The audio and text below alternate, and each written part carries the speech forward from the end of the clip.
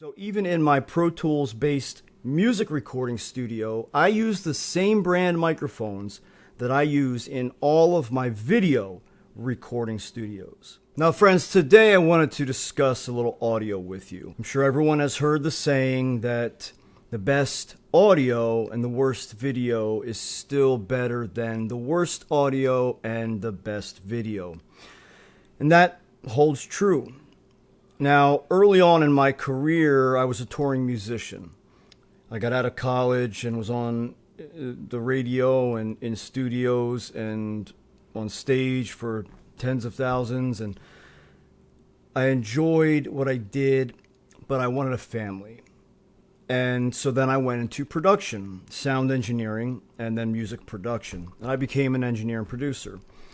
I worked with very high-end equipment in some of the best studios across the U.S., from New York and Philly over to L.A. and Santa Barbara.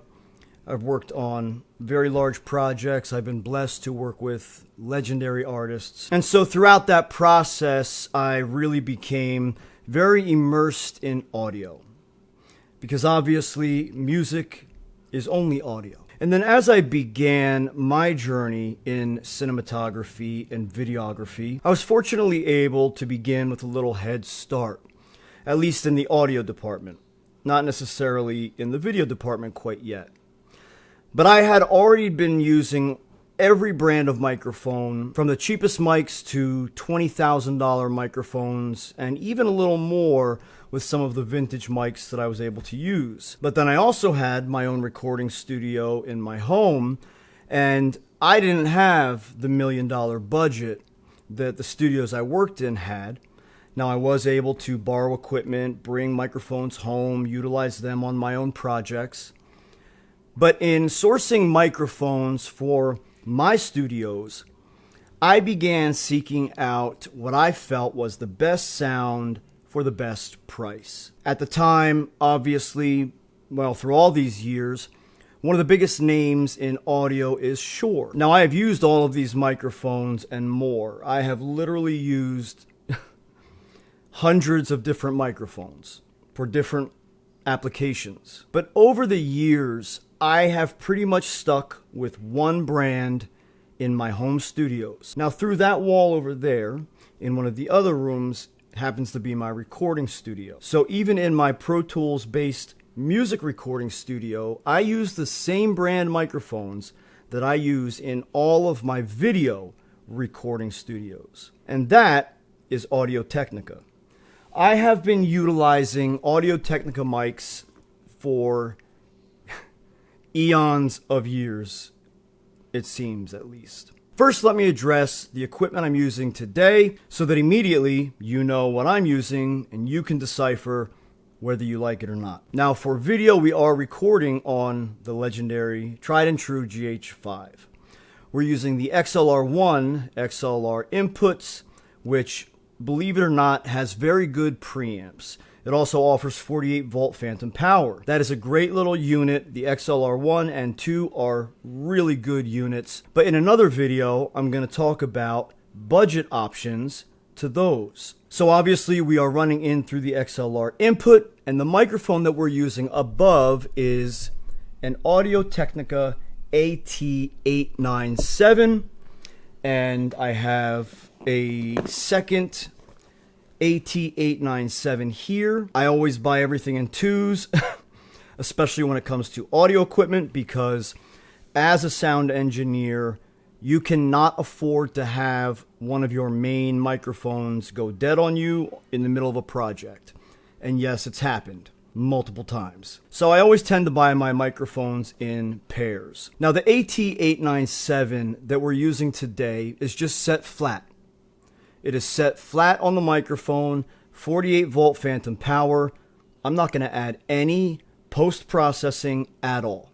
So what you hear is the microphone directly picking up my voice, going straight through the XLR into the GH5, and I'm not going to post-process whatsoever. So in other words, what you hear is what you get. Now, in post-processing, you can make this sound as beautiful, as big, as boomy, as bright, whatever, as you want.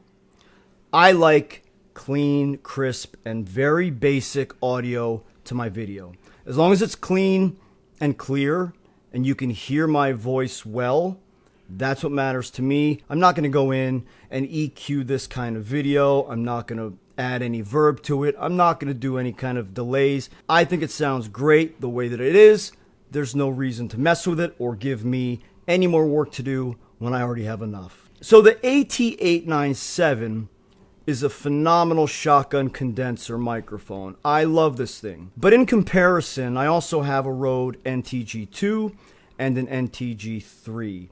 Those I only have one of each because I don't use them. They're essentially just taking up space in the mic closet. But these are the microphones that I use in just about every video because it's the sound that I prefer.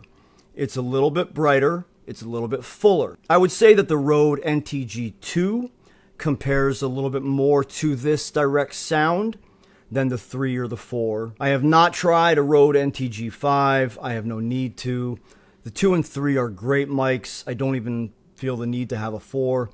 And again, going back to the Audio Technicas, you can buy these microphones for half the price of the Rodes all day long on eBay. So as this is the Growing Pro and we are trying to help others circumvent the whole process of figuring things out, I want you to be able to get started with what you can afford rather than waiting and waiting and waiting to try and save for this high-end microphone or that high-end microphone, when you can literally go on eBay right now and get a phenomenal microphone such as the Audio Technica AT835A or 835B. You can buy those practically brand new for basically $100. So there's no reason for you to wait to afford a $500 microphone when a $100 microphone can give you a similar, if not more preferable sound, in my opinion. Now that's my opinion. Everyone has their own. Everyone has their own likes, dislikes, and everyone has what they prefer to listen to. But I'm giving you this information as someone who has been utilizing nearly every microphone out there for the past 20 years in professional high-end music production and video production. I'll also add that Audio Technica makes a very well-made, well-built product. They also ship it well. It's contained well in great boxes. They give you a foam screen. They give you the mic clip in some situations where you can utilize battery power or 48 volt phantom power. They'll even give you a battery. And it's a great case. And I will say that I like the way that these cases stack up together because just about all of their models use the same case. They just come with different size foam inserts. And yes, I have used shotgun condenser microphones that are literally that long. I believe it was the AT8035A that was pretty much the full length of this case. Now that was a very long microphone, but it was a phenomenal microphone that offered incredible side and rear rejection. So it was intended to be very precise in the sound that it picked up. And it worked great. Fantastic. I used those for years.